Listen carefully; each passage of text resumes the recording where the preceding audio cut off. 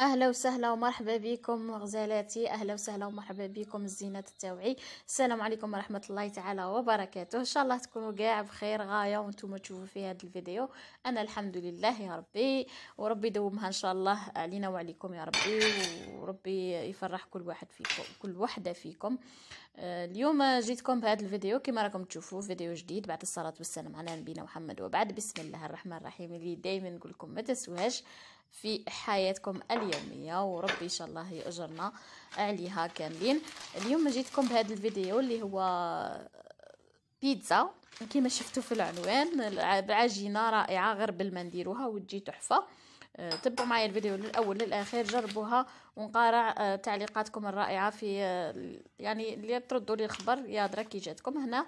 بالنسبه للمقادير طريقه التحضير كما عودتكم مع بعض، ديت 2 كيسان اللي يرفدوا 200 مليلتر نتاع الفارينه، درت عليهم 2 ملاعق ممسوحين نتاع خميره صغار نتاع خميره الخبز، 2 مغارف صغار ممسوحين نتاع خميره الخبز.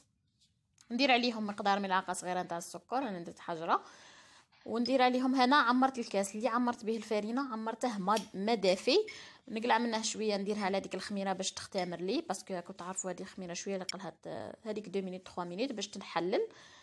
ندير عليها شويه ما وداك السكر نخلطها بمغرف، من الاحسن تكون هذيك المغرف تاع لوح باش ما تتفاعلش، باسكو الحديد ماشي مليح للخميره.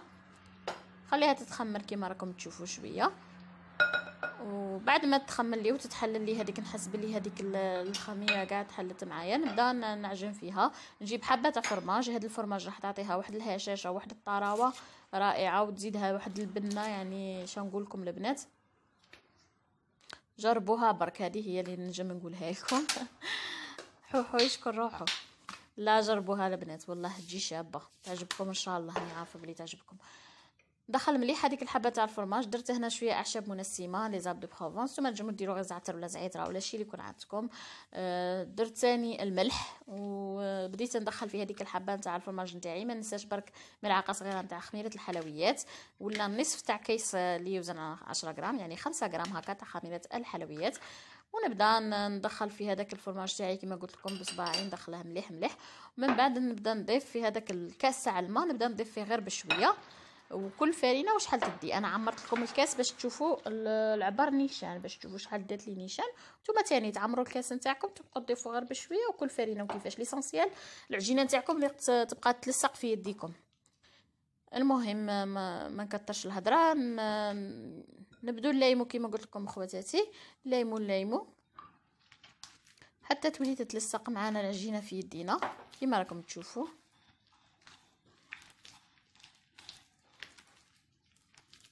انا دات لي هنا بالتقريب كاس الا ربع، يعني بقى لي هذا الربع، بقى لي تحت الربع بشويه، تلايمت معايا العجينه، يعني تحت الربع بشويه جاتني هذيك هي، وليمت لي العجينه وكاع.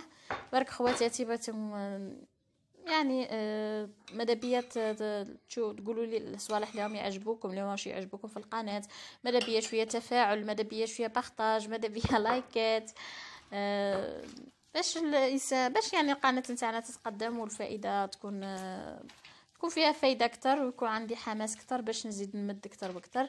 راني دخلتها لكم اكثر يا همه لا كثروا لي. قلت لكم خواتاتي هنا بعد ما بقات تتعسل معايا العجينه يعني تلصق، درت لها كما شفتوا 2 مغارف نتاع الزيت كبار، ونبقى ندخل في هذاك الزيت في العجينه حتى يدخل كامل كما راكم تشوفوا بهذه الطريقه. لق هذاك الزيت كاع ندخلوه فيها، وهذا السر لق ما ديروش في البديه الزيت حتى تعجنوها وتكملوا تبقى تلصق في يديكم، ديروا لها الزيت، هذا ثاني يعطيها هشاشه رائعه. لايم العجينه تاعي كما راكم تشوفوا تخليها هكا تلصق. ندهن الغيسيبيون تاعي بالزيت، ديجا راه مدهون شويه، نحطها فيه ونغطيها بفيلم غذائي ونخليها تختمر لمده 15 ولا 15 دقيقه، لو طول اللي روح نوجد لاصوص نتاعي.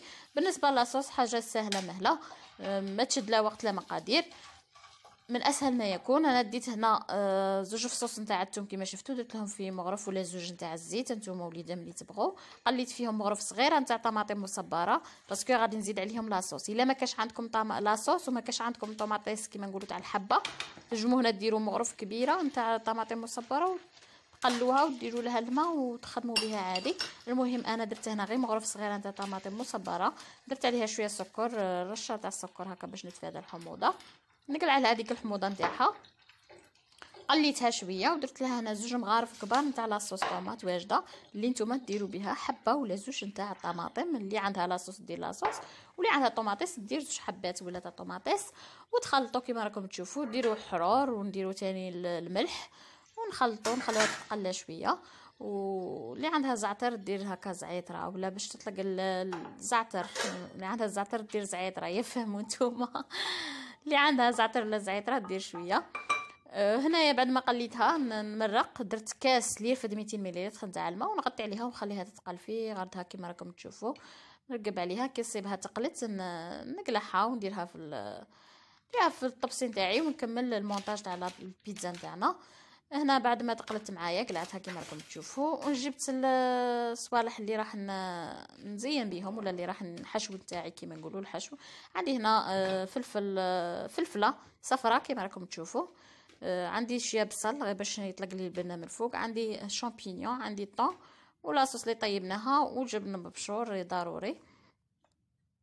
العجينه تاعي شوفوا بعد ما طلعت لي نقلعها نديغازيها نخرج لها كاع داك الهواء اللي راه فيها غير بشويه بشويه هكا، ونبقى نخليها بعد ما نخرج لها داك الهواء نخليها تريح غير شويه 2 مينوت 3 مينوت غير قد ما تخدم معنا بسهوله. شوفوا كي تجيكم طريه تجي كي القطن تجي شابه بالبزاف، يعني ما تقول كاع ما درتوهاش بالماء. شفتوا فيها غير حبه تاع فرماج، شوفوا كي جات تحسبوا مش عارفه باش درتوها المهم اخواتاتي روحوا يشكر روحوا راني نقولها لكم.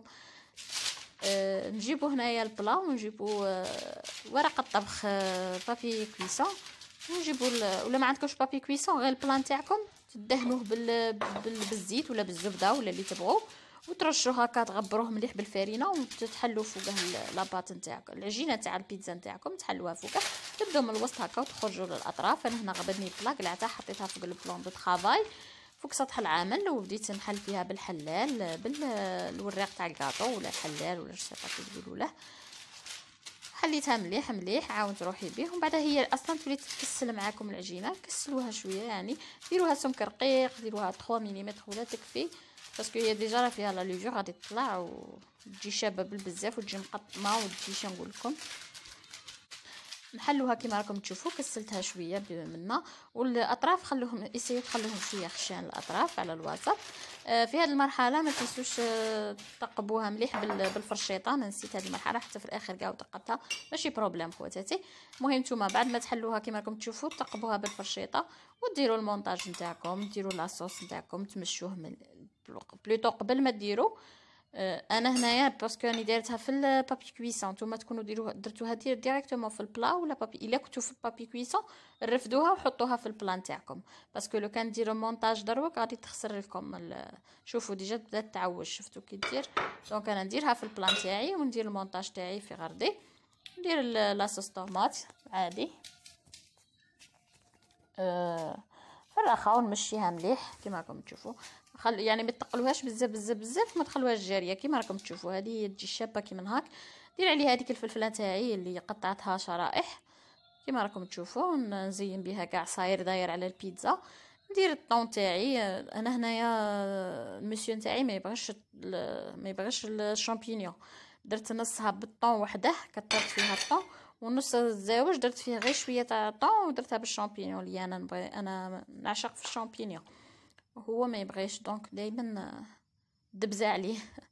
نص درته كيما بصل هنا تاني البصل اللي يعطيكم واحد البنه قطعوه كيما راكم تشوفوا دي بتيدي صغار من الفوق، ما طريبوه ما والو، خلوه هكا خضر وقطعوه دي بتيدي من الفوق يعطيكم واحد لوغو روعه.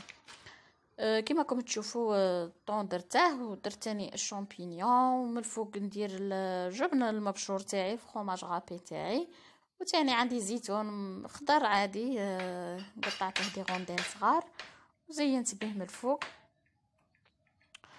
وكما قلت لكم انا نسيت باش نتقبها في البدايه سي بور سا نتقبتها في الاخير. والفرن نتاعكم يكون يسخن ديجا من قبل تسخنوه مليح مليح. لقد تدخلوا البيتزا نتاعكم في فرن يكون ساخن، ما تدخلوهاش في الفرن يكون بارد، الفرن يكون ساخن باش تجيكم طريه وتجيكم شابه وتجيكم كيما تاع برا، يعني صدقوني تجيكم بالك خير من تاع برا ان شاء الله. تجربوها وتجيكم خير مني وخير من تاع برا. المهم خواتاتي كيما راكم تشوفوا درت لها الفرماج، درت لها الزيتون. الفرن تاعي راني سخنته على اعلى درجه، انا نديرها على اعلى درجه. البلان تاعي نحطها في الوسط ودخلها طيب. دات لي انا 2 مينوت من الاسفل، بعد ما حمرت لي غايه من الاسفل شعلت لها واحد 4 5 مينوت من الفوق تاني. زادت دات هذاك الحواشي زادوا داو هذاك اللون الذهبي ولاو شابين. والفرماج تاعي زاد داب غايه وقلعتها تما. دات لي كاع 15 مينوت تاع طياب، 10 مينوت من التحت و 5 مينوت من الفوق. هنايا زدت لها شويه جبن، قد ما تزيدوا لها الجبن قد ما تزيان. انا زدت لها غير شويه تاع جبن، نتوما لا عندكم زيدوا اكثر. واللي بغى واحد الصلصه راني خدمتها، نحط لكم الفيديو في صندوق الوصف تاني تاع صلصه الجبن. وحطيتها في صحن التقديم كما راكم تشوفوا، قطعتها وجات شي نقول لكم كيما